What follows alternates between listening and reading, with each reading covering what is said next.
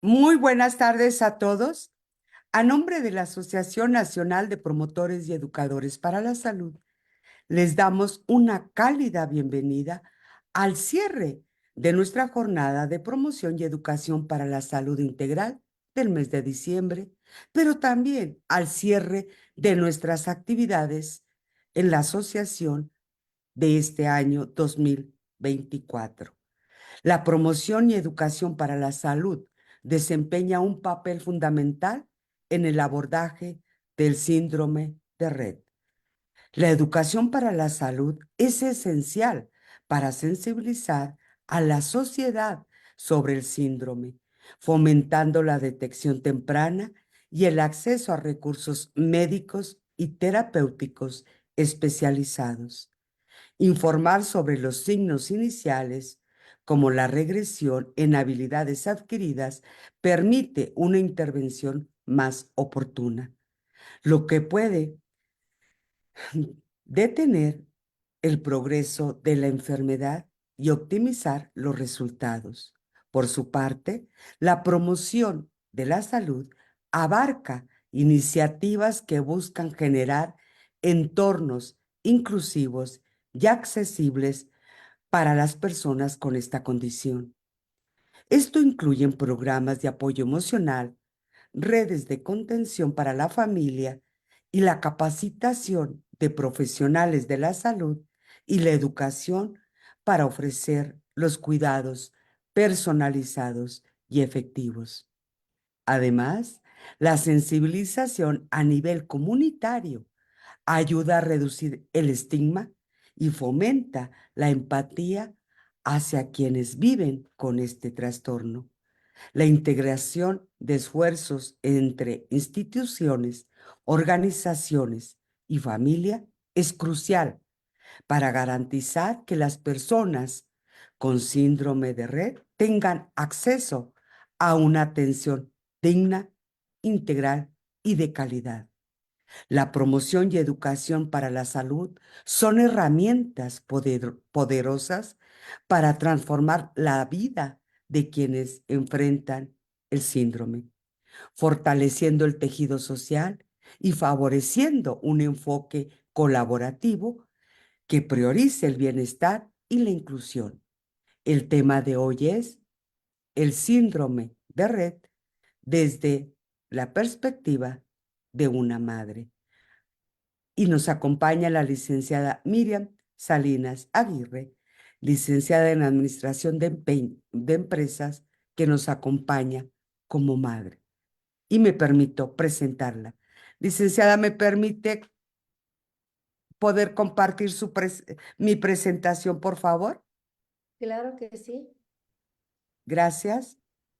Y vamos a poner la presentación para anunciar a la licenciada. Un momento, por favor. No sé si ya la vean. Ya dejé de compartir para poder poner la Sí, presentación. permítame un segundo. Ella es la licenciada Miriam Salinas Aguirre. Es mamá de dos maravillosas niñas, Ferchi Fernanda y Montserrat. Hace 17 años tuvo la dicha de tener en sus brazos por primera vez a su hija Fernanda. Su nacimiento trajo mucha alegría. Al cumplir su primer año de vida, notó que algo no iba bien en su desarrollo. Al igual que muchos padres, el camino para lograr un diagnóstico fue largo y nada sencillo.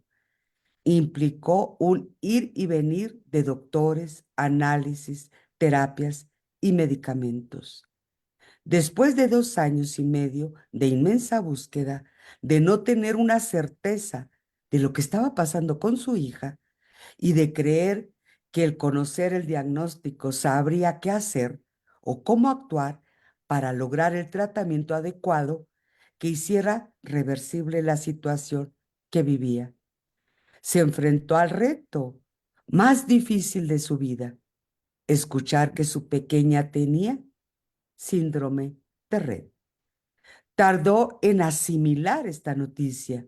Se llenó de enojos, culpas, miedos, frustración, incertidumbre. Y fue difícil comprender el cambio que tendría esto en el futuro de su hija y el de su familia.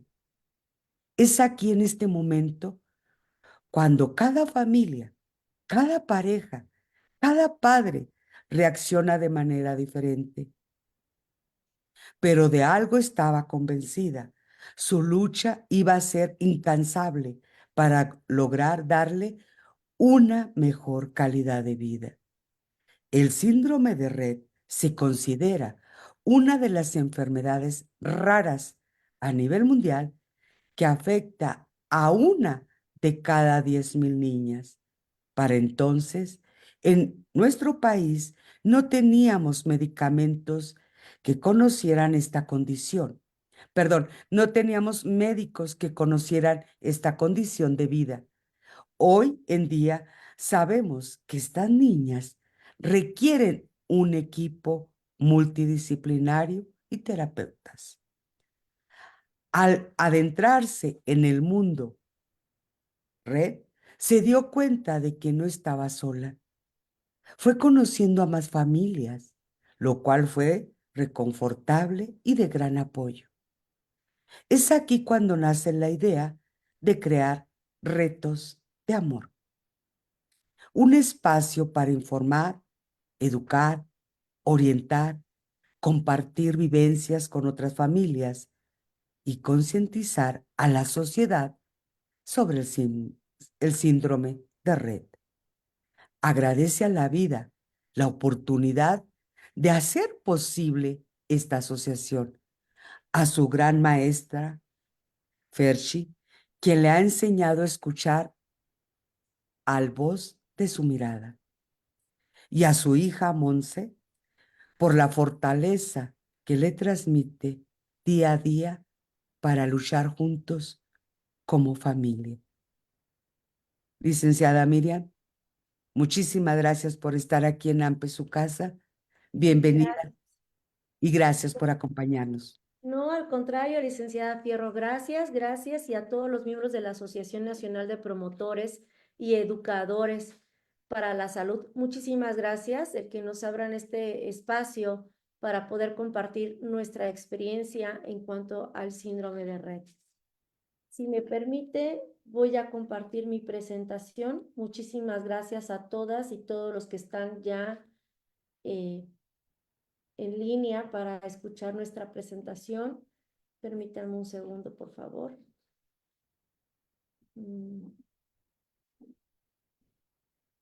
Espero que se esté viendo ya la presentación. Perfecto. Licenciada Fierro tiene su silenciado, su... Disculpe, le recordamos que en AMPES tenemos un número para preguntas y comentarios a la licenciada y es +52 55 87 92 46 58. Adelante, licenciada. Solo falta en forma de presentación, por favor.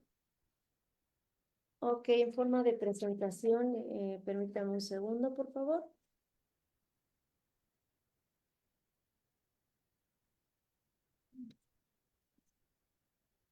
Un segundo.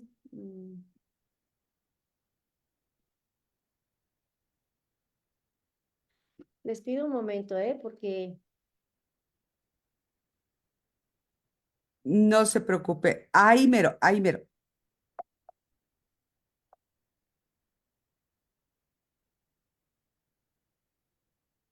Listo. Sí, ¿verdad? Sí, perfecto. Perfecto, muchísimas gracias a todos. Pues muchas gracias por esa hermosa introducción. Soy Miriam Salinas, mamá de dos hermosas pequeñas. Una de ellas es Fernanda o Ferchi, a quien le decimos de cariño, quien está del lado derecho de sus pantallas, y Montserrat de 11 años. Y hoy les quiero compartir un poco de mi vivencia de madre desde mi perspectiva de cómo he vivido el síndrome de Rett con esta pequeña maestra. Permítame un segundo, por favor. Pues iniciamos, ¿qué es el síndrome de Rett? El síndrome de Rett es considerado una enfermedad poco frecuente. La verdad es que se sabe que afecta a una de 10,000 niñas a nivel mundial. Y en nuestro país no tenemos nosotros una estadística exacta que indique que es así, pero en otros países en donde ya es más evidente el estudio de este síndrome, se tiene esta estadística, 1 de cada 10,000 niñas.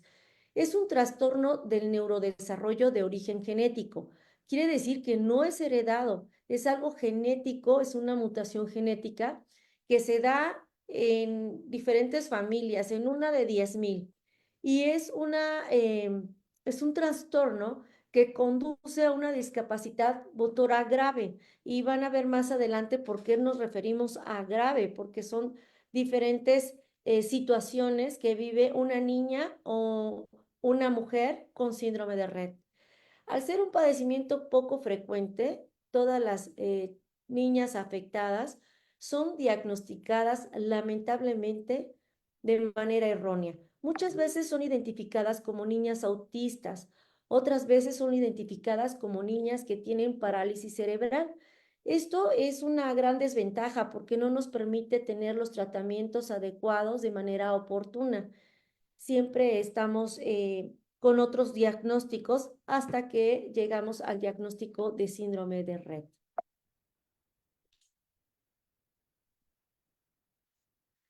Pero ¿qué pasa? Pues pasa a lo siguiente, cuando existe la mutación se hace evidente desde el momento de la concepción. Cuando una niña es concebida, de inmediato ocurre la mutación genética.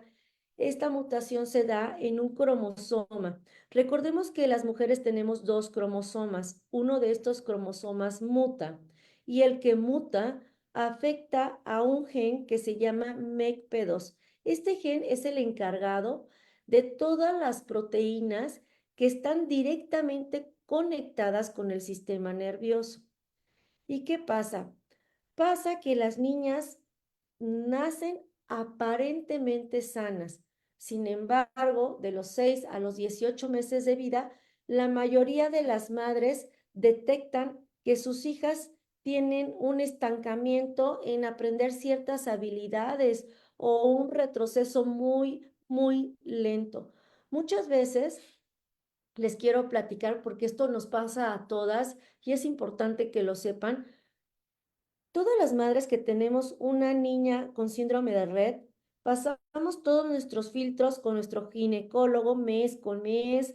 eh, a veces ya tenemos programado tener una pequeña antes de concebirla.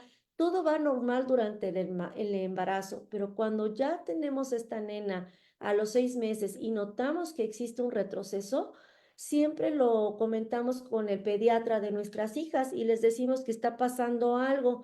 Y muchas veces el pediatra nos dice que o que somos primerizas y que estamos consintiendo demasiado a nuestra hija, o que es porque vive con los abuelos y los abuelos le adivinan todo y no la dejan que se desarrolle, o que estamos inventando.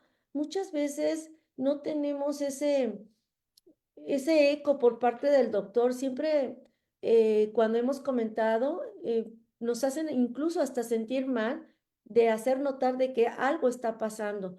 Algunas hemos sido primerizas al tener a nuestra hija, como mi caso, pero otras madres han sido su segundo o tercer embarazo, entonces ellas tienen un punto de referencia para saber que existe un retroceso o que está pasando algo en el desarrollo de nuestras hijas con síndrome de Rett.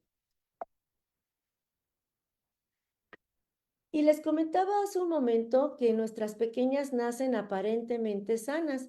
Las niñas nacen aparentemente sanas, pero de los 6 a los 18 meses de vida se nota un retroceso. Aquí tenemos en pantalla una pequeña que su mami me dio autorización de mostrarla. Es una niña de nuestra asociación. Pueden ver del lado izquierdo, es una niña que tiene aparentemente de 1 a 2 años, se sienta correctamente. Ella posiblemente a esta edad gateaba o se sentaba correctamente, tenía la cabeza erguida, no se le iba de lado, usaba sus manos, empiezan a comer papillas, empiezan a decir palabras como pa, ma, agua, lo que hace un niño hasta el año y medio de vida. Más adelante, esta pequeñita, aquí ella, su red empezó un poco más lento, ella puede todo, está agarrando un libro, está atenta a una lectura, a un cuento, pero pasando los 4 años de vida, su mami refiere que ella empieza a tener un retroceso en todo lo motor. Es la misma niña del lado derecho, ella ya no está usando sus manos, actualmente tiene 14 años, ya camina con más dificultad, es una de las niñas que han conservado la marcha y su mirada ya está enfocada hacia otro lugar.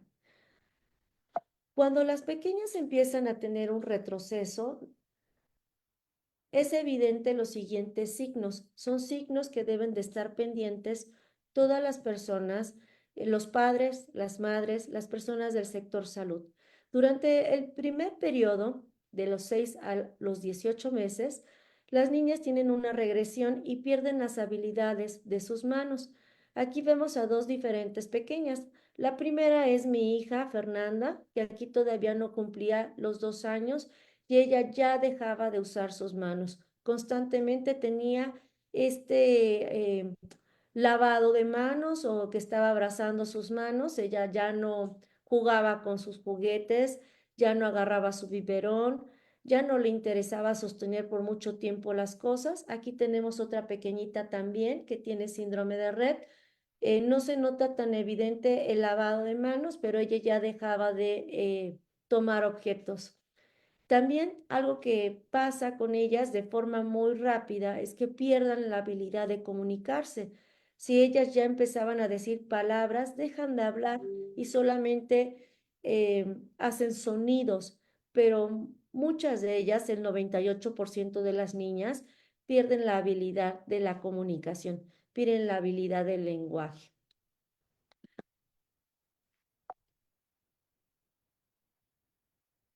Pero no solamente nosotros como padres vemos esta situación. Vemos también que empiezan ciertos problemas. Y aquí quiero hacer una pausa. El síndrome de Rett tiene 4 etapas y en la primera etapa los niños empiezan con problemas de sueño, en donde a lo mejor tú le dices al doctor, oye, no quiere dormir toda la noche, se despierta a jugar, a gritar, a llorar y a veces los doctores nos dicen que es porque tiene em, terrores nocturnos, ¿no? Cuando el terror nocturno no se da a una etapa tan temprana como son el primer año de vida o el primer año y medio de vida. También empezamos a notar que tiene movimientos que a lo mejor no estamos identificados con ellos y más adelante durante el progreso de la enfermedad sabemos que es epilepsia de difícil control. Muchas veces la mayoría de los padres nunca nos habíamos enfrentado a una situación de epilepsia o crisis convulsiva y lo empezamos a vivir y lo empezamos a referir con los doctores y ellos lo vuelven a relacionar con los problemas de sueño o terrores nocturnos.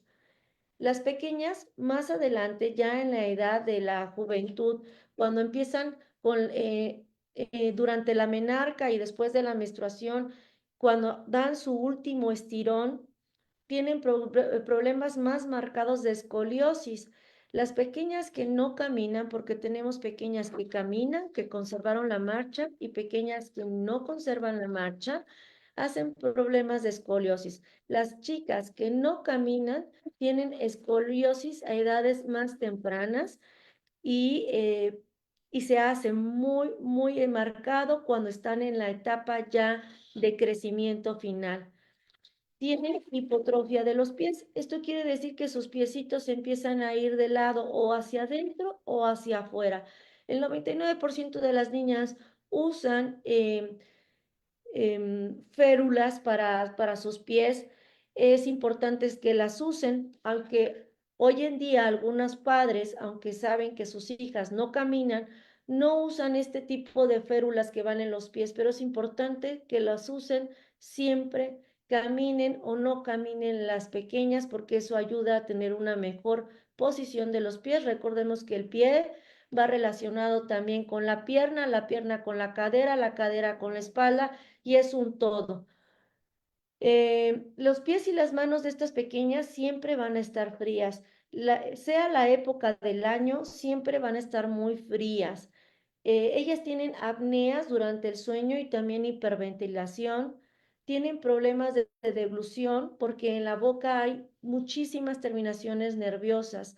Muchas de ellas, cuando empiezan la primera etapa, tienen toda toda su musculatura es de bajo tono, tienen hipotonía.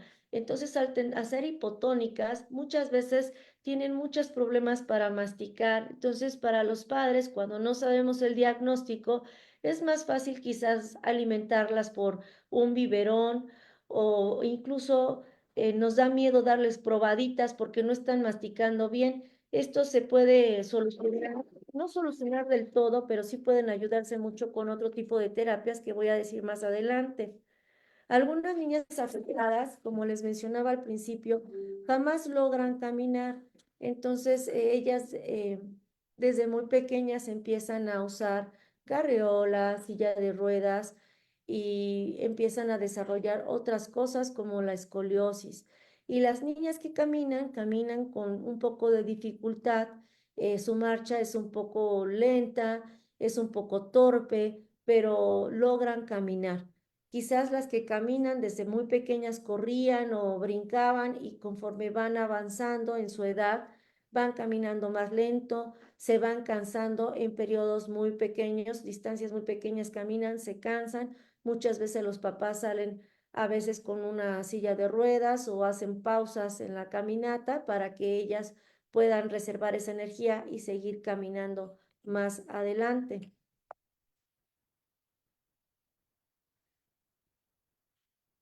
Actualmente solamente existen dos, no sé si todas vean mi pantalla completa, que espero que sí, porque por aquí se me pone algo del Zoom. Bueno, hay dos formas de diagnosticar el síndrome de Rett, pero antes me gustaría hacer una pausa. Les comentaba que hay cuatro etapas que, que son evidentes en las niñas Rett. La primera etapa es que existe un retroceso de los 6 a los 18 meses. La segunda etapa es de los 2 años a los 4 meses. En cada etapa las niñas van perdiendo ciertas habilidades. En la primera etapa su tono muscular es muy bajo, son hipotónicas, tienen mucha dificultad para alimentarse. Les comentaba que toman con biberón, tienen movimientos repetitivos en sus manitas, constantemente las están abrazando, tienen un retraso bien evidente del habla o dejan de hablar. Y en la segunda etapa, ellas empiezan a tener totalmente la pérdida del uso de sus manos, mucha inestabilidad para caminar, se tropiezan, tienen problemas para dormir, eh, tienen una desaceleración del crecimiento de la cabeza y tienen regularmente problemas de estreñimiento. Y ya en la tercera etapa, que es de 10 años, las pequeñas pues ya empiezan a poner un poco más de atención, son más visuales, empiezan con crisis convulsivas. Y en la cuarta es cuando ya están entrando a la adolescencia. Las pequeñas que son diagnosticadas con síndrome de Rett pueden ser diagnosticadas de dos formas, clínicamente y genéticamente. Clínicamente es mediante la observación de los síntomas. Esto lo puede observar el doctor o el terapeuta, atienda a la niña y son los síntomas y los signos durante el crecimiento y el desarrollo temprano de la niña.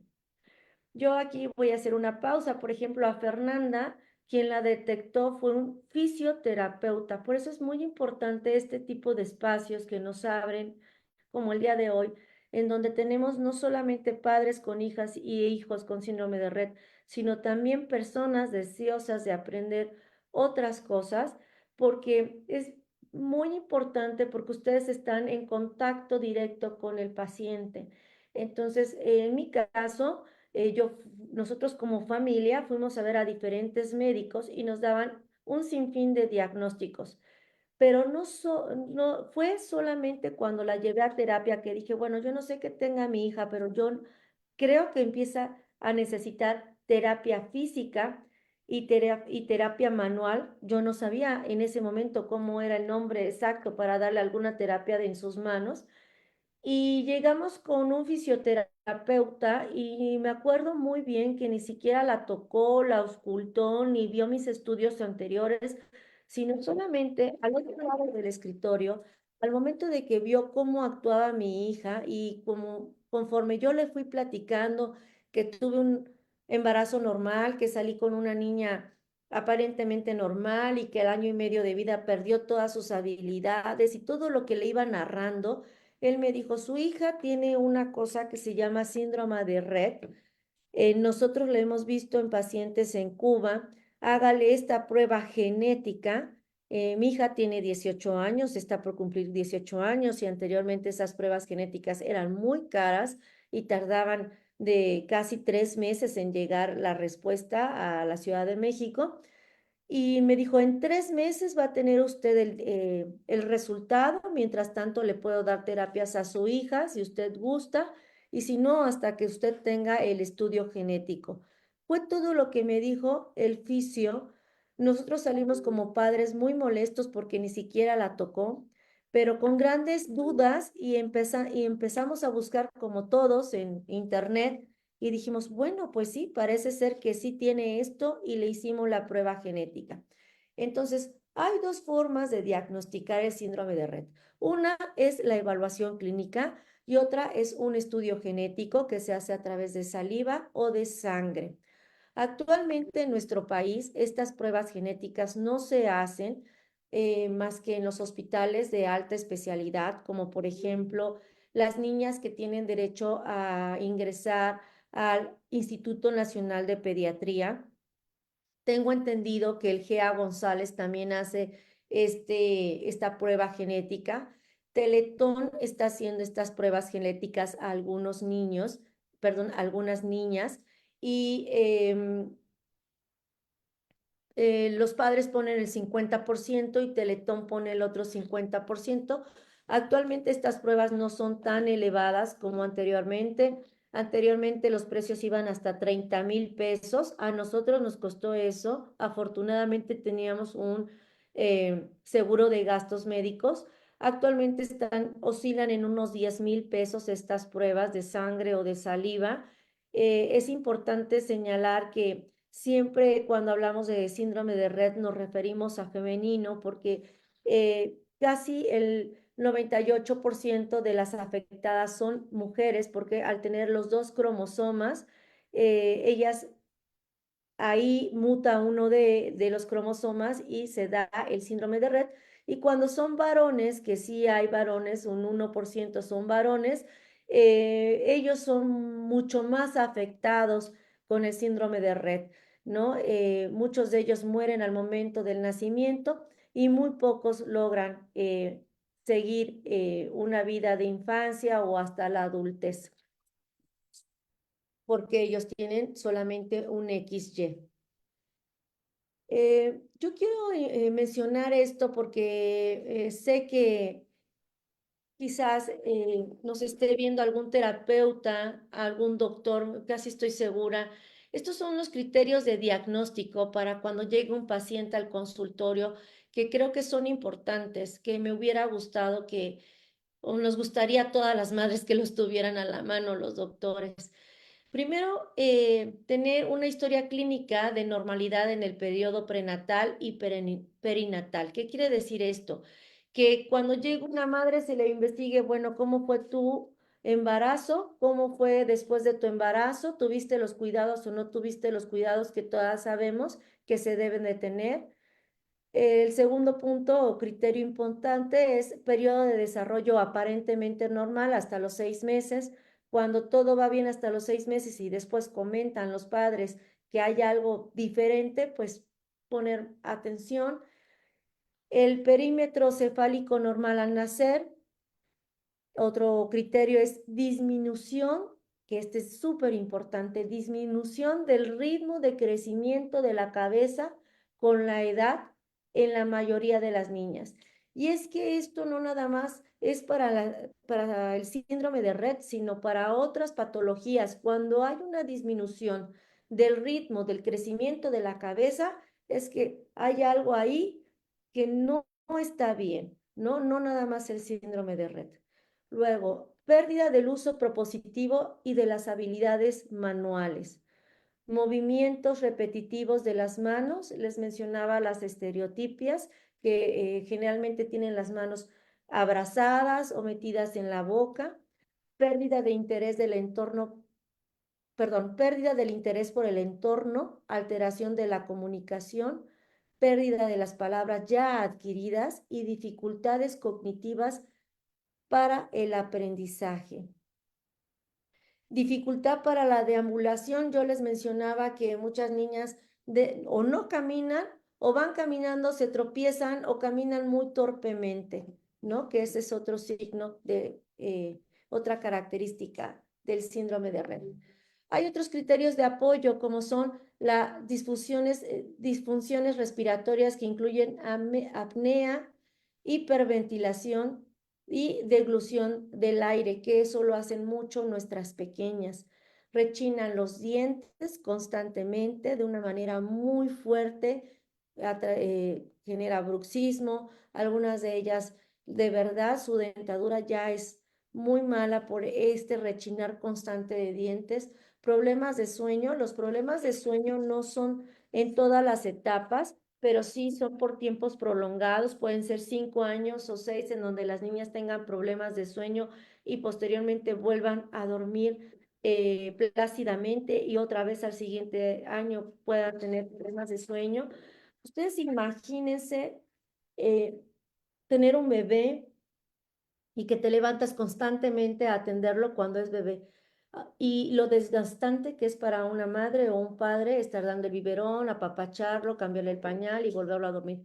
Pues este problema de sueño que se haga evidente por todo el periodo de vida de nuestras hijas es sumamente desgastante también para los padres y madres que tenemos hijas con síndrome de Rett. Y cuando las niñas caminan, también es desgastante porque las niñas empiezan a deambular por la noche en la casa. Entonces, no solo es eso, es también cuidarlas para que no se hagan daño y al otro día quizás muchas de las madres levantarse temprano y muchos de los padres levantarse temprano para su jornada del día a día del trabajo, de la escuela, de las cosas de la casa. Entonces, eso genera también no solo los problemas de sueño en las niñas, sino también en los padres. Pérdida de masa muscular, pierden masa muscular muy rápido. Una persona que no se mueve va perdiendo masa muscular. Eso lo vemos en adultos mayores, en personas que están enfermas, en nuestras hijas que no caminan, no deambulan, pierden masa muscular muy rápido. Les hablaba yo de la escoliosis y de la cifosis. Las niñas que no caminan hacen escoliosis más rápido a temprana edad. Las niñas que caminan sí hacen escoliosis y la hacen más evidente o más marcada durante el periodo de crecimiento en la juventud, en la adolescencia. Retraso en el crecimiento, muchas niñas, la mayoría, no quiero generalizar porque también hay niñas por complexión de sus padres un poco grandes, pero la mayoría de ellas son muy pequeñitas. eh, sus pies son pequeños, sus manos son pequeñas. Mencionaba yo que las manos y los pies son fríos, son pequeñas como mi Fer, por ejemplo, va a cumplir ya 18, yo les comentaba, y parece una niña casi de 12 años, que para mí es una ventaja porque es muy pequeña y no es tan grande para poderla movilizar. Problemas de sueño y aparición de crisis epilépticas. Las niñas con síndrome de Rett hacen epilepsia de difícil control. Casi todas ellas toman desde muy pequeñas anticonvulsivos, topiramato, quepra, lacmital, bueno, un sinfín. Y muchas de ellas no solo toman una, muchas veces toman dos o llegan a tomar tres. Una cosa que nos ha ayudado mucho para las crisis y también para todo lo que es ansiedad es el uso del CBD. Lo usamos algunas madres en nuestras hijas para no llegar a un tercer, en mi caso, para no llegar a un tercer anticonvulsivo. La reducción de la grasa corporal y de masa muscular, que ya hablé más arriba, y dificultad para masticar o tragar, y estreñimiento. Al no caminar, muchas de ellas generan estreñimientos muy fuertes que también generan dolor. El dolor genera epilepsia y es una cadena de que se hace de todos los padecimientos de nuestras hijas. Em, Hay terapias que pueden ayudar. Actualmente no hay un medicamento que ayude a hacer reversible el síndrome de Rett. Hay terapias que nos ayudan a darles mejor calidad de vida a nuestras hijas, como la terapia física, la terapia del lenguaje. La terapia del lenguaje es muy importante porque nos ayudan a que ellas pasen del biberón a pequeños bocados y después más grandes. Aquí yo les quiero platicar algo, una experiencia con Fernanda. Fernanda siempre tomó terapia física, pero terapia de lenguaje y terapia visual, la verdad es que no lo tomó hasta los 7 años. Y es que yo decía, si mi hija no habla, ¿por qué le voy a dar una terapia de lenguaje? ¿Por qué le voy a dar una terapia visual si mi hija se comunica perfectamente con sus ojos?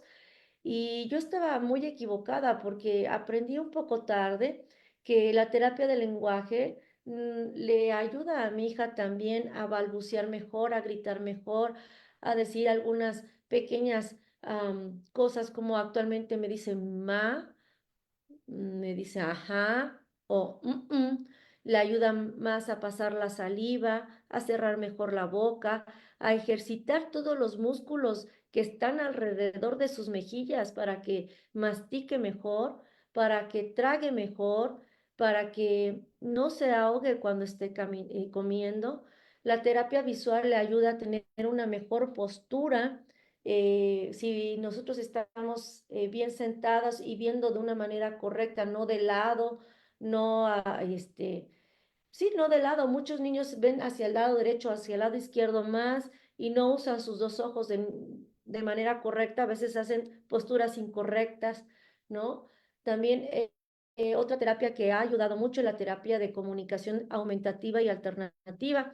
Esta terapia nos ayuda a que nuestras hijas o hijos aprendan a comunicarse también con pictogramas, con fotografías, incluso hasta con colores rojo y verde rojo para no, verde para sí, pictogramas, como les decía, que pueden decir, tengo sed, quiero ir al baño, tengo hambre, cámbiame de postura. Hay una infinidad de pictogramas que podemos usar en nuestras pequeñas.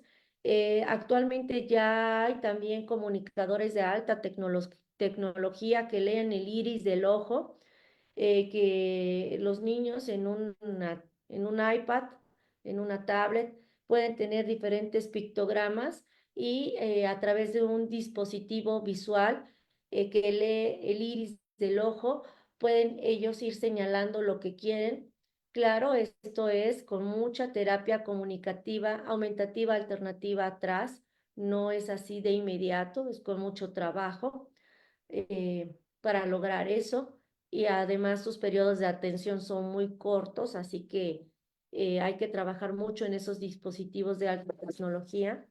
Terapia ocupacional que le ayuda muchísimo a las manos, a que las manos no estén constantemente juntas, a que pueda separarlas, a que esas manos cuando están muy juntas todo el tiempo, cuando están muy juntas, cuando están siempre en la boca, se van deformando, se van allagando, se van mordiendo los dedos. Entonces siempre hay que tratarlas de tener con una terapia ocupacional para que esas manos se relajen. La terapia de deglución, que ya lo mencionaba, que nos ayuda a tener una mejor masticación, una mejor alimentación. La equinoterapia, la acuaterapia, son algunas de las terapias que pueden ayudar a nuestras pequeñas y pequeños con síndrome de Rett. Y no nada más eso, voy a quitar un poco mi pantalla para verme yo. no nada más estas terapias, estas pequeñas necesitan a su alrededor un equipo multidisciplinario de médicos para cuidarlas y que no se vayan deteriorando. Les mencionaba que no hay un medicamento actualmente que haga reversible el síndrome de Rett, pero sí este tipo de terapias que nos ayudan a tener una mejor calidad de vida. Y bueno, siempre llevarlas con el pediatra, el neurólogo, el gastroenterólogo, el oftalmólogo, la dentista. Aquí la dentista, muchas veces, muchas mamás que tienen hijos neurológicos, no solo con síndrome de Rett, no ponemos énfasis en el cuidado de los dientes, eso es muy importante, ¿no? Imagínense un pequeñito que tiene carie, un pequeñito que está con una muela del juicio.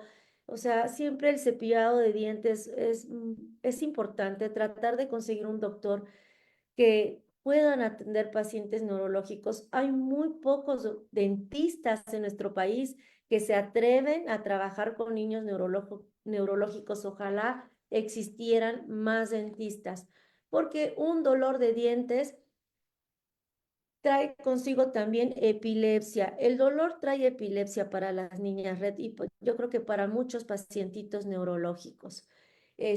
También además de los neurólogos, pues están los epileptólogos, los endocrinólogos.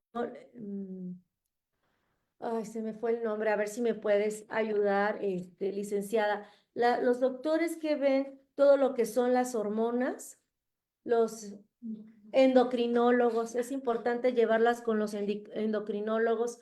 eh, Antes de la menstruación, en la menarca hay que llevarlas con un endocrinólogo porque, ¿saben? Estas niñas, los pacientes neurológicos, muchas veces, y más cuando no caminan, sufren de osteopenia o osteoporosis por el mismo que no tienen ese movimiento y también por el uso constante de los anticonvulsivos.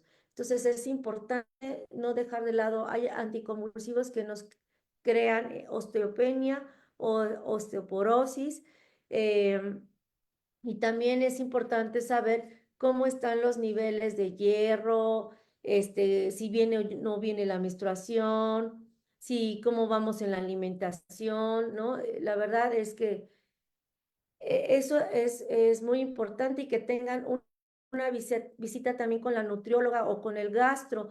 Algunas niñas se alimentan actualmente con sonda gástrica. Eso también es muy importante. Recuerden que las niñas hacen una gastritis medicamentosa. Es importante también proteger su estómago al momento de darle los anticonvulsivos. El uso prolongado de estos medicamentos les ocasiona gastritis medicamentosa, no dejarlo de lado. Y bueno, permítame terminar, ya está casi por terminar mi presentación. Vamos en la última diapositiva. Voy a compartir. Permítanme un segundo. No puedo compartir. Permítanme un momento porque perdí aquí la...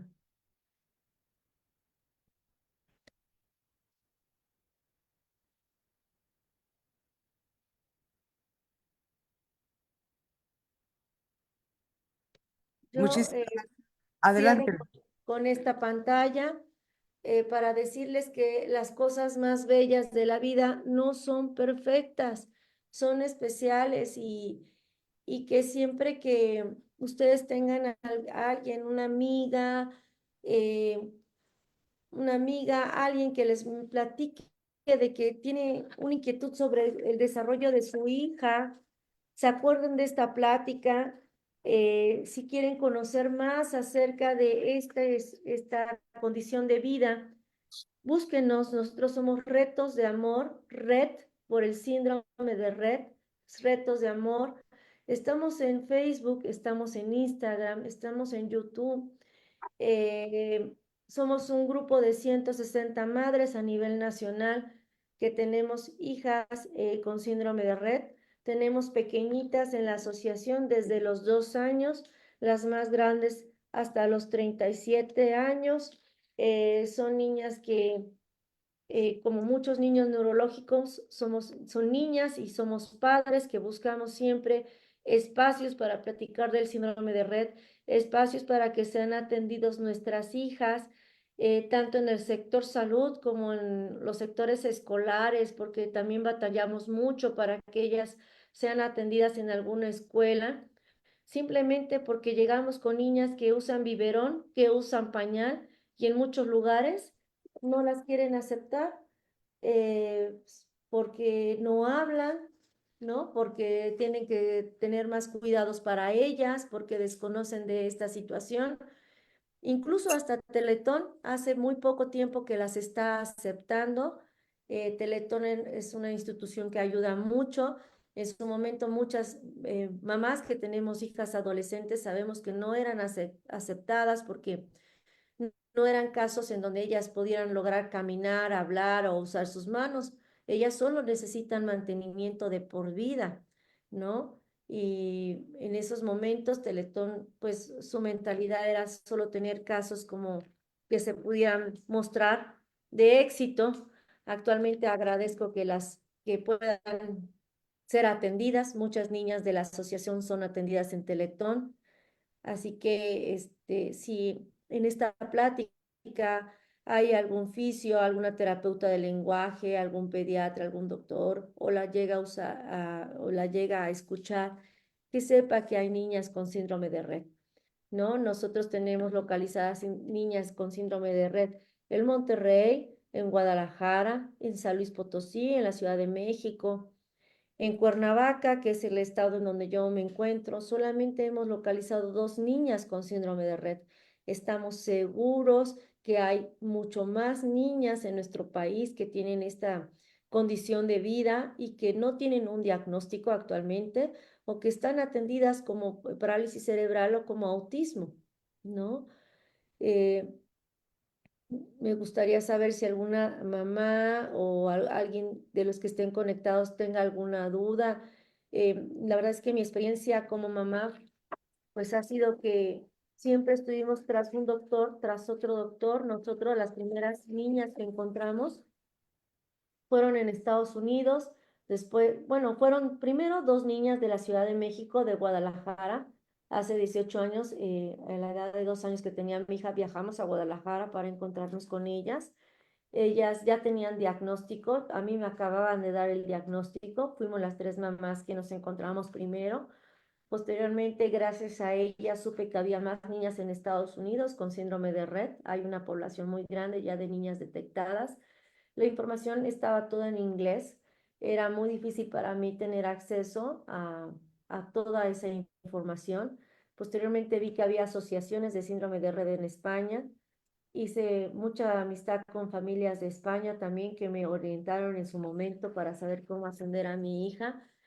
Y la Asociación de Retos de Amor tiene ya 8 años y empezamos solamente con 4 niñas. Actualmente, después ya casi de estos 8 años, somos 160 niñas y queremos encontrar más niñas, queremos encontrar más personas que nos puedan apoyar. Se necesita mucha ayuda, no solo para las niñas, sino también para los padres, en cuanto a salud mental, depresión, ansiedad, todo lo que sufrimos los padres que a veces tenemos niñas y niños con síndrome de Rett, esa carga emocional que yo creo que todos, no nada más nosotros, todos ya traemos, pero nosotros un poquito más por todo el estrés que tenemos con nuestras pequeñitas. Y es importante también mencionar que necesitamos, hacemos un llamado para que cuando nuestras hijas dejan de ser pequeñas, los hospitales, tanto públicos como privados, nos ayuden a hacer una transición planificada desde la niñez hasta la juventud, porque muchas veces ya estamos casados con los doctores de nuestras pequeñitas, ya sabemos que las atienden, que es el pediatra, que es el gastro, etcétera. Y hay un momento que nos dicen, ya cumplió 16, ya cumplió 18, ya no la podemos aceptar como en pediatría, ya tiene que pasar con los adultos. Y esa transición que hacemos es un volver a empezar y volver a explicarle al doctor ahora de adultos que se trata de una pequeña con síndrome de Rett y que a veces las dosis que están manejando para adultos o los aparatos que se manejan para adultos no son las que necesitan nuestras pequeñas, que son tan delgaditas, tan finitas, que parecen todavía niñas de 10, de 12 años. Entonces, el sector salud, creo que por ahí tenemos que trabajar más en el sector público y privado por una transición planificada para atender todas las necesidades médicas y psicosociales de nuestras pequeñas. Eso es esencial para ellas. Y también para todos los centros terapéuticos, porque muchos centros terapéuticos como el CRE, el Teletón, los CAM, pues hay un momento en donde estas niñas se quedan sin esas tipo de terapia o sin esos lugares en donde eran atendidas, porque pues ya crecieron, ya son adultas. Entonces, la calidad de vida de las niñas red adultas también depende del apoyo social, de la movilidad y la interacción de la familia, ¿no? Muchas niñas ya adultas se quedan en casa y se empiezan a deteriorar muy rápido porque a lo mejor ya no las aceptan y si las aceptan, quizás los padres también vamos envejeciendo, ya no las podemos sacar como antes lo hacíamos, con esa energía, con esa fuerza de subirlas a un transporte público, de movilizarlas a otro lugar, ¿no? Y también hay una necesidad por todos aquellos padres que tienen hijas ya muy grandes de qué va a pasar cuando yo ya no esté, en dónde va a ser atendida mi hija, ¿no? Si ya a los 18 años ya, o a los 16 ya no la aceptan en ciertas instituciones y tampoco en nuestro país haya la cultura de casas para las personas con discapacidad como lo hay en otros países, en donde puedes llevar a, a tu hija o hijo a que pues ya sea en gran parte del día o que se quede algunos días de la semana o que se quede permanentemente cuando tú también ya empiezas a envejecer como padre, ¿no? Entonces, pues espero que les agradezco la oportunidad, ¿no? Que me están dando para compartirles un poquito acerca del síndrome de Rett. Las invito a que nos sigan en nuestras redes sociales, a que se unan a nuestro equipo de voluntariado. Si hay muchas formas de ayudar, no necesitamos ser eh, del sector salud, podemos ayudar de muchas formas, hay mucha necesidad de apoyo, así que muchísimas gracias. Agradezco de verdad una vez más que me hayan permitido estar aquí. Licenciada Fierro, gracias a la Asociación Nacional de Promotores y Educadores para la Salud y estoy abierta por si tienen alguna duda, algún comentario que quieran hacer, pues los escucho, si no sé si los desea leer la licenciada o los vamos leyendo. A ver, permítame, licenciada, que sí nos está llegando, vamos a darle lectura a las que nos han estado llegando, vamos a leer si hay alguno que en nuestra página de Facebook le damos lectura a los que acompañan en nuestra sala de Zoom. Les pedimos si tienen alguna pregunta o comentario y lo quieren hacer a viva voz, que levanten la mano y les damos el micrófono. Y voy a empezar por algunas que nos hicieron llegar. Licenciada, aquí hay un psicólogo de México y le pregunta, ¿qué fue lo que sintió, lo primero que sintió al enterarse del diagnóstico de su hija? Pues mucha incertidumbre porque yo la verdad ni siquiera entendía qué era el síndrome de Rett. A mí el doctor me dio como 5 hojas, me dijo, este es el síndrome de Rett, no lea más en internet, esto es lo que va usted a vivir. Y cuando lo leí, todo era como que ni siquiera íbamos a llegar a los 5 años, ¿no? Eh, bueno, es que yo creo que aquí tiene que ver también en qué tú crees, ¿no? Siempre es importante creer en algo, pero hay personas que no creemos en nada, ¿no? Yo en mi caso, pues en la familia siempre creemos o tenemos mucha fe. Y yo dije, bueno, esto no puede ser que le vaya a pasar a mi hija esto. Entonces lo que hice primero, dije, ok, Yo en mi casa ya había casos de discapacidad, no en primera línea, a lo mejor había un primo lejano que tenía síndrome de Down, alguna amiguita de la escuela que tenía algún otro tipo de discapacidad y también mis padres nos hacían atenderla de la forma más normal. Entonces, de verdad, para mí no fue como algo muy catastrófico para mí, Miriam. O sea, dije, no, esto está muy complicado. Entonces yo me propuse nada más leer hasta el primer año de vida y dije, bueno, pues me voy a enfocar al primer año, luego llegué al primer año, pues a los 4 años, a ver qué hay que hacer. Y así me fui de 2 años en 2 años yo. Pero el papá de Fer, Marco, a él sí le costó, o sea, es que en la pareja se vive muy diferente esta situación, ¿eh? Porque la mamá o el papá puedes decir, bueno, vamos a sacar adelante, ya está aquí, vamos a echarle ganas, ¿no? Vamos a ver qué podemos hacer. Y otro puede decir, no, Dios mío, ¿cómo nos tocó esto a nosotros? ¿Pero qué estamos, pero por qué nosotros? ¿Qué vamos a hacer? Y te puedes deprimir. Entonces, por ejemplo, yo lo viví, lo leí y fui leyendo de 2 años en 2 años y siempre iba pidiendo un milagro que no fuera, ¿no? Pero pues ya te vas conformando con el tiempo y dices, no, pues sí esto es lo que tengo y enfrentarlo. Pero el papá, Marco, pues para él fue más difícil, ¿no? Él la verdad, pues estaba triste todo el tiempo, ha sido un proceso muy largo el aceptar que nuestra hija no camina, no es una adolescente de 18 años como cualquier otro. Yo lo veo a él que lo ha ido asimilando poco a poco, pero estamos hablando que Fernanda ya tiene 18 años, ya está como más consciente, gracias también a todo lo que hemos trabajado en la asociación, pero sí, para él fue un proceso muy duro. Él decía que por qué a nosotros, que por qué si mi Dios era tan bueno, me había mandado una niña con síndrome de Rett, ¿no?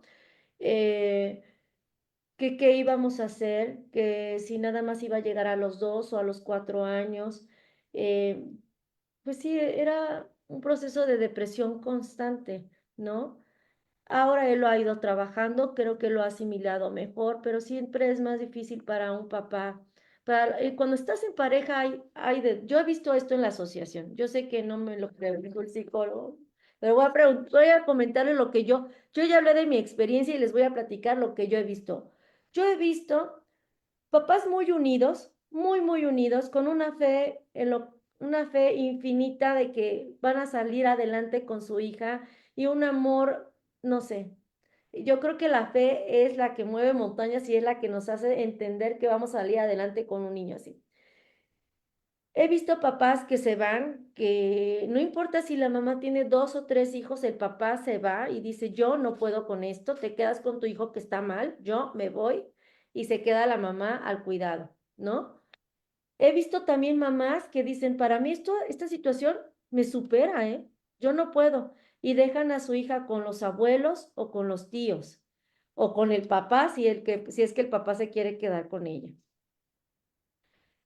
He visto matrimonios que tienen en donde la mamá tiene mucha fe y el papá está en depresión, o al revés, la mamá está constantemente deprimida, triste, no tiene fe, ya no sabe, pierde la esperanza de poder sacar adelante a su hija y al papá que siempre está ahí. Entonces hay de diferentes cosas. En mi caso, pues yo dije primero 2 años, luego otros 2 años y así me fui.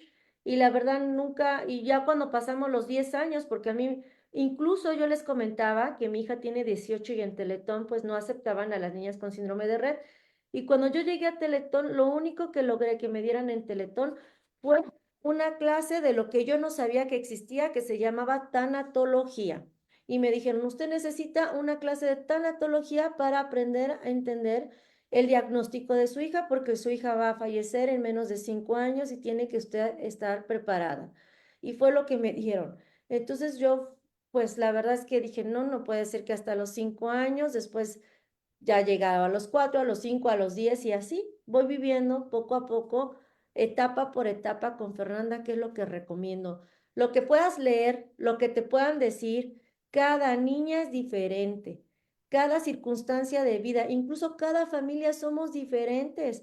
Entonces, la niña puede ser diferente y su entorno es diferente. Entonces, Todo eso tiene que ver. No quiere decir que si la literatura, si Google, si Facebook, si Instagram dice que le va a pasar tal cosa a los 5, a los 6, a los 7, a veces ni pasa. Y tú ya te estás preocupando por algo que ni siquiera vas a vivir. Así que vívelo día a día, vívelo por etapas. No te estés sugestionando por algo que todavía ni lo estás viviendo.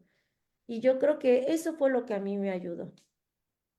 Muchísimas gracias, licenciada. Aquí hay una más que nos está llegando. Al rato regreso a leer lo de nuestra sala de Zoom y Facebook.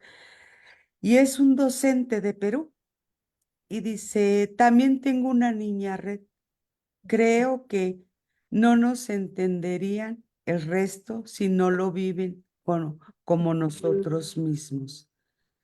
Sí, la verdad es que sí, es que yo les decía, es como tener una niña con muchas discapacidades, porque no habla, no camina, no usa sus manos, son muchas cosas juntas, ¿no?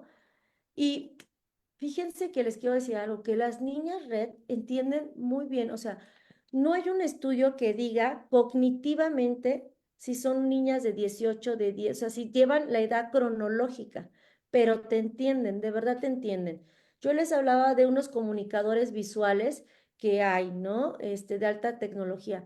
Fer, que ya está en adolescencia, cuando está en sus días de menstruación, me dice que le duele el estómago, el busto, que se quiera acostar. Entonces, tú le preguntas algo y tienen periodos en donde están atentas cortos y los periodos que están atentas te dicen algo que realmente es lo que sienten, lo que está pasando. Muchísimas gracias, licenciada. Vamos a leer un poquito aquí en nuestra sala de Zoom. Y nos preguntan, Shanti, ¿los niños entre 3 a 6 años es normal que hagan bruxismo cuando están dormidos? Bueno, si son niñas red, hacen bruxismo todo el tiempo, no dejan de hacerlo. Hay niñas que incluso pueden tener más de esa edad y hacer bruxismo, pero no sé si tu nena tenga síndrome de Rett.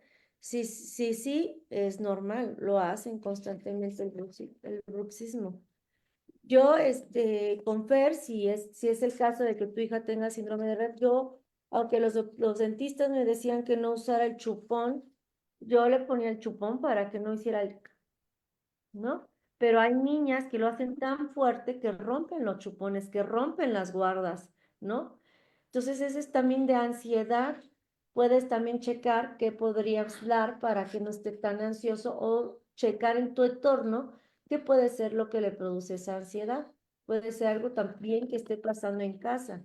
Yo les decía que entienden, entonces, si nos peleamos como papás en frente de nuestras hijas, si hay mucho ruido, si no les hacemos caso, también eso genera periodos de ansiedad en las niñas, en donde hay autoagresión o puede haber más bruxismo.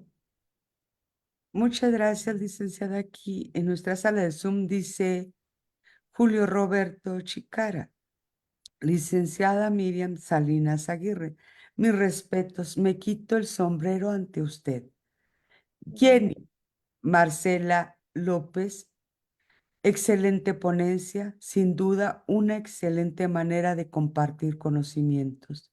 Shanti, los niños vuelve a decir, entre 3 o 6, cuando están dormidos. Sí, hacen Eh, bruxismo. Shanti vuelve a preguntar, los niños que no tienen el síndrome de Rett, los niños entre 3 a 6 años, ¿es normal que hagan bruxismo cuando están dormidos? No los echan. Por ejemplo, yo tengo una niña con síndrome de Rett y otra niña sin síndrome de Rett. La que tiene síndrome de Rett, pues sí llegó a tener bruxismo, ya mi hija no lo hace y mi otra hija nunca lo hizo, ¿no? Entonces, yo creo que como tu pequeño o pequeña no tiene síndrome de Rett, sería recomendable preguntarlo mejor a su dentista. Las niñas Rett sí lo hacen. Muchas gracias, licenciada. Aquí Saraí le pregunta, ¿Qué se necesita para que las personas sean voluntarios o qué clase de voluntarios necesitan en su asociación? Pues en la asociación necesitamos todos tipos de voluntarios. Por ejemplo, si tú eres estudiante y quieres hacer tu servicio social o prácticas profesionales, lo puedes hacer con nosotros. A lo mejor tú dices, bueno, pero yo no estoy en nada de lo del sector salud, no soy fisio, no soy doctor, pero siempre se necesita, y no me dejará mentir la licenciada, alguien que te ayude a hacer un diseño, un flyer, redes sociales, alguien que te diga cómo puedes, no sé, promover más ciertos temas, ¿no? Por ejemplo, los pictogramas, si a lo mejor alguien se dedica a diseño, oigan, pues yo puedo hacer tantos pictogramas para las niñas, o quizás yo soy un técnico en sistemas, a ver cómo está eso de los comunicadores visuales, ¿no? O con tu tiempo, o sabes que yo puedo hablar de ciertos temas para los papás. En una asociación siempre o tengo un espacio y quieres hacer una posada para tus niños, ¿no? O tengo un espacio para que físicamente ahí se haga una reunión. Todo eso ayuda. ¿Y cómo te puedes acercar? Pues te puedes acercar directamente a nuestras redes sociales, y yo creo que también a las redes sociales de la Asociación Nacional de Promotores, tanto para retos como para la Asociación Nacional de Promotores, porque la verdad es que nosotros somos asociaciones muchas veces, me imagino que así es también la de la licenciada Fierro, que trabajamos con muchos recursos propios, pero a veces no nada más estamos trabajando al frente de una asociación, también somos madres, también somos hijas, también hacemos tarea con nuestros hijos, o sea, ¿sabes? Siempre se necesita no nada más una o dos personas, se necesita un grupo de varias mamás. Sé que también, por ejemplo, la Asociación Nacional no nada más está en Cuernavaca, sino en diferentes estados. Entonces, que sean personas que estén en nuestras asociaciones y que digan, bueno, yo estoy en Guanajuato, ¿cómo puedo apoyar?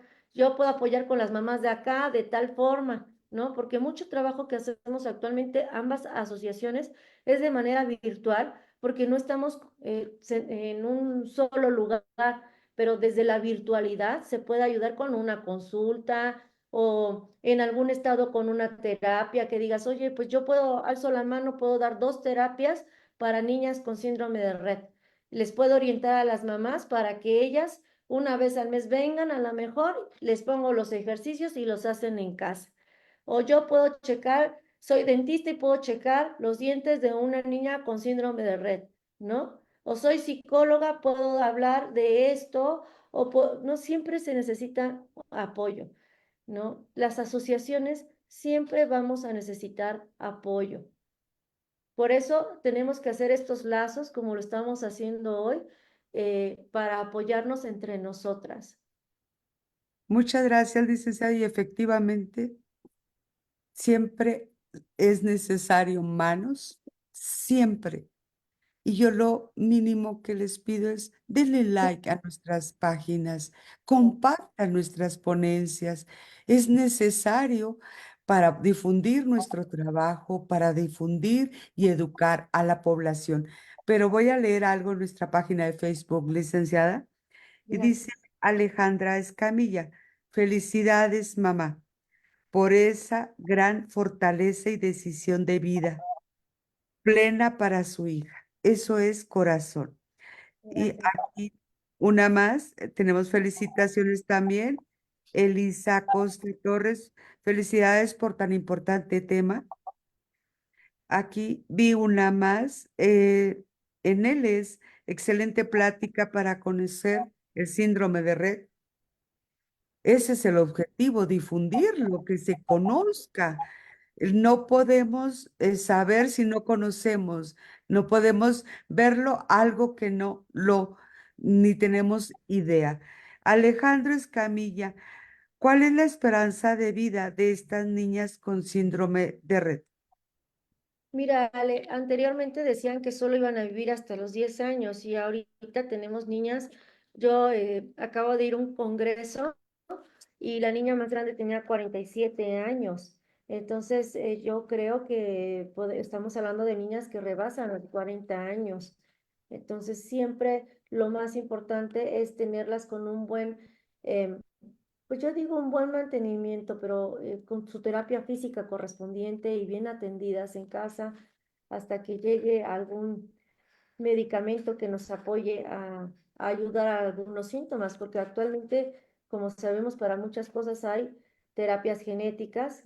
Evidentemente para el síndrome de Rett también hay dos terapias que se están encaminando a una terapia genética, pero mientras llega eso, mientras llega un medicamento también que se pueda tomar, pues hay que tenerlas con la mejor calidad de vida, ¿no? Porque si no las tenemos nosotros en terapias o cuidándolas, ¿de qué sirve una terapia genética si un cuerpo ya está deteriorado, ¿no?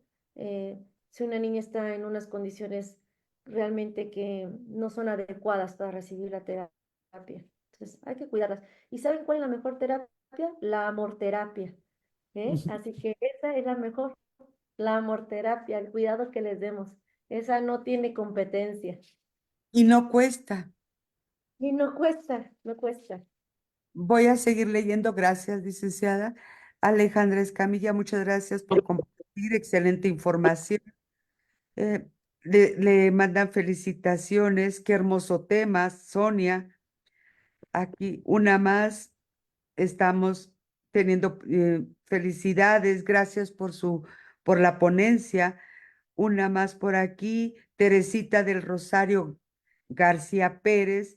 Gracias por tan excelente tema, porque realmente es importante conocer de todo para poder brindar atención de calidez y calidad. Muchísimo. Así es, Teresita. Gracias. Me imagino que debe de ser del sector salud. Teresita, muchas gracias. Ese objetivo cumplido, licenciada, objetivo cumplido. Sí.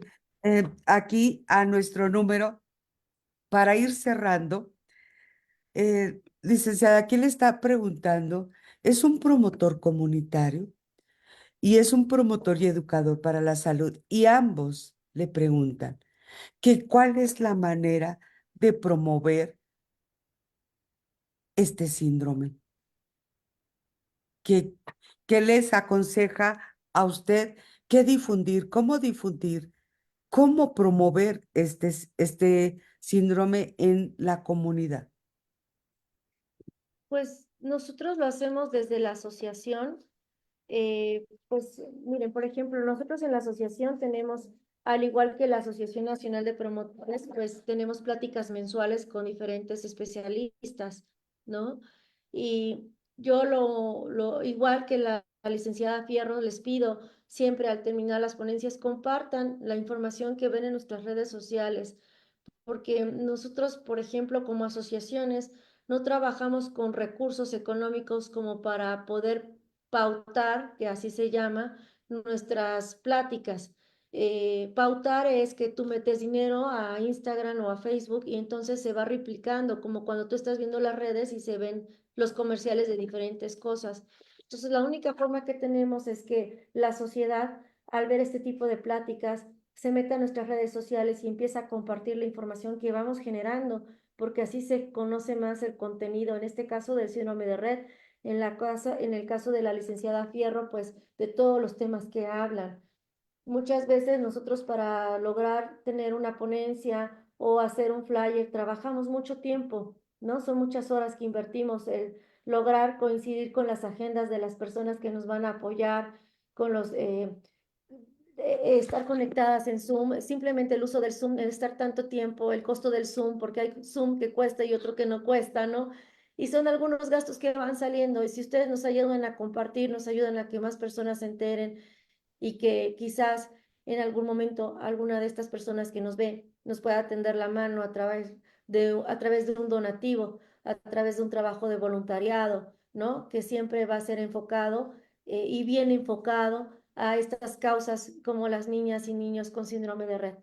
Pero sí que nos ayuden a compartir, porque realmente atrás de todo lo que hacemos son mucho tiempo, que lo hacemos con mucho gusto, pero que a veces pues nos pone triste cuando vemos que pues poca gente se conecta o poca gente lo comparte, porque yo creo que eso pasa en muchas asociaciones que dices, híjole, tardé mucho por encontrar este ponente que hablara de este tema tan interesante y a la mera una vez conectados, 10 conectados y hasta sientes también pues, un poco de pena, a veces también hasta por el ponente, que dices, híjole, este tema tan interesante y este tiempo que nos está dando tan enriquecedor, nadie lo está aprovechando, Así, ¿no?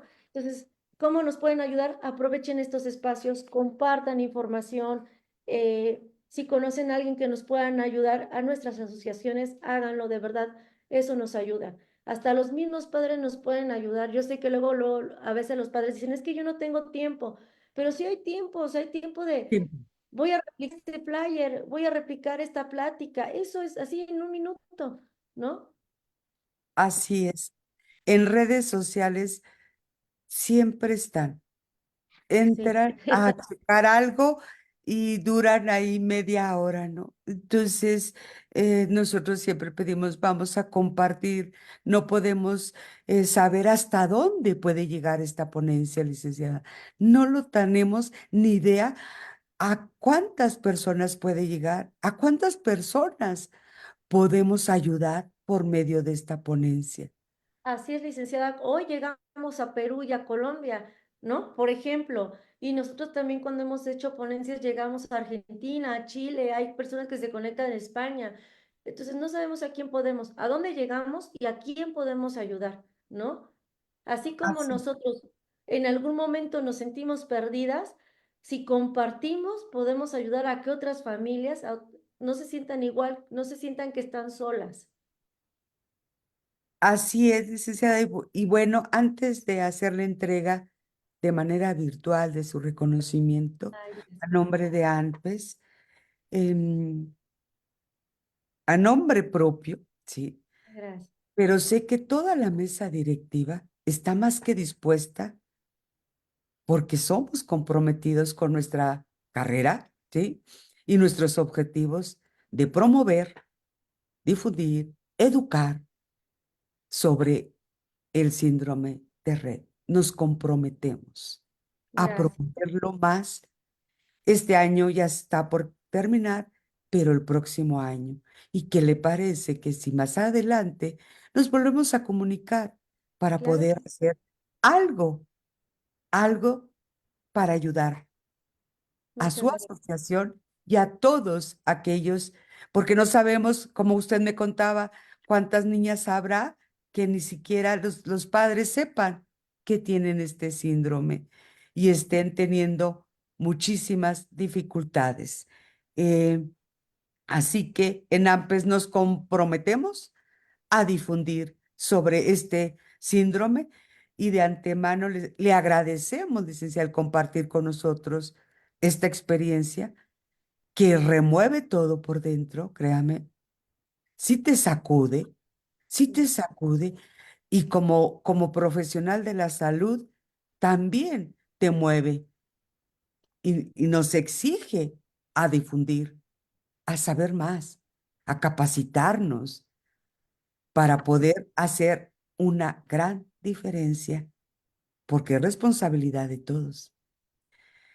Y bueno, licenciada, a Gracias. nombre de la Asociación Nacional de Promotores y Educadores para la Salud, AC, otorga el presente reconocimiento a la licenciada Miriam Salinas Aguirre, licenciada en Administración de Empresas, por su excelente participación en la conferencia El síndrome de Rett desde mi perspectiva como madre, en Ay, su gracias. modalidad virtual, Ciudad de México, 10 de diciembre del 2024, y firma por la mesa directiva la licenciada Nayeli del Carmen Delgado de la Cruz, vocal de esta asociación, y su servidora. Muchas Licenciada, muchísimas gracias. Gracias por acompañarnos. Y como lo prometido es deuda, nosotros comentamos que íbamos a cerrar el año bien ya lo grande y aquí está. Estamos cerrando con la semana de VIH y sellamos con este tema muy poco tocado, con el compromiso de difundirlo más. ¿Algún gracias. mensaje para cerrar esta tarde, licenciada? Muchas gracias a la Asociación Nacional de Promotores. Muchísimas gracias. Licenciada Fierro, gracias. Y gracias a todos los que se tomaron este tiempo, esta hora y cachito para estar con nosotros. No saben, el tiempo es de gran valor para nosotras. Gracias. Y que tengan feliz año, feliz Navidad en sus casas y que sea un año 2025 muy bendecido para todos y todas ustedes. Gracias, licenciada. Muchísimas gracias. Un abrazo fuerte de corazón a corazón en la distancia, licenciada, a usted y a su familia y a toda Gracias. su familia de la asociación, porque en la asociación nos convertimos en familia. Le mandamos un fuerte abrazo y a todos los que entraron esta tarde y que nos acompañaron este 2024. Un abrazo fuerte de corazón a corazón y nuestros mejores deseos, que estén llenos de esperanza, de pasión por vivir, de alegría, de salud y de muchos deseos de aprender y de compartir y de mejorar desde nuestro núcleo familiar para salir y esparcir esos rayitos de sol a los demás. Te esperamos en AMPES el 2025 para continuar este trabajo que en AMPES siempre decimos con una persona hacemos muchísimo trabajo. Y te pedimos que compartas esta ponencia. Si hacemos viral tantos videos, ¿por qué no hacer viral a la licenciada y con el síndrome de Red? Y solo tal vez algunos de tus compañeros, de tus contactos, ese familiar que ni te saluda, le impacte esta ponencia. Algún otro se identifique. Algunos padres vean señales y solo tal vez mejoremos la calidad de vida de una persona, de una familia. Solo tal vez. A nombre de la Asociación Nacional de Promotores y Educadores para la Salud, muchas gracias, bonita noche y el mejor de los años para ustedes. Muchas gracias, licenciada. Gracias a todos. Buena noche. Buenas Gracias por noches, el espacio. Buena bendiciones. noche. Bendiciones.